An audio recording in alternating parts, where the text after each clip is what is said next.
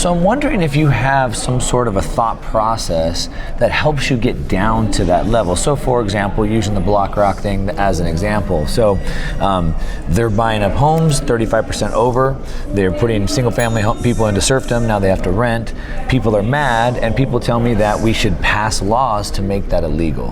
And that seems like a knee-jerk reaction, as you said, treating the symptom. So do you have some sort of a framework that maybe, like, do you just ask why a bunch of times, or like, how does the average person that doesn't really understand this get to that level? I mean, is there any way to do that?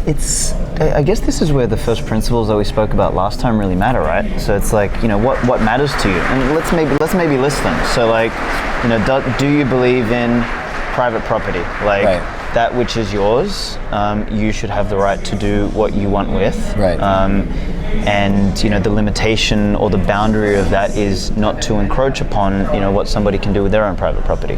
So that's something I think we can all largely agree with, unless you're a 2-year-old or a socialist, as right. Saif would say.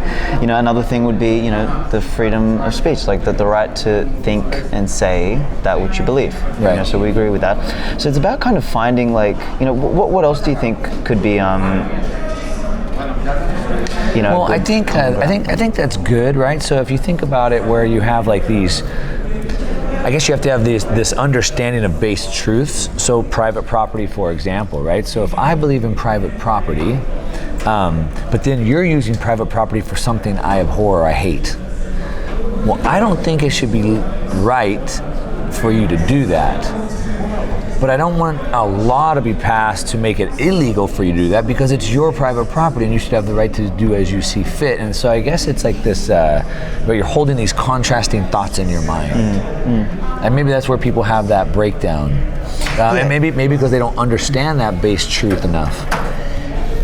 That, yes. But then, like, just to counter that, playing devil's advocate, is like, on the flip side, someone on that side of the fence might argue, well, we do live in this world of the fiat world. These guys get an unfair advantage. We're paying for it by becoming the serfs.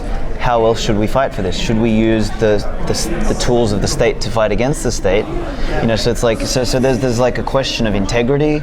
There's a question of efficacy. There's a question of what works, what doesn't work. Like, it's hard. And another example of this, again, would be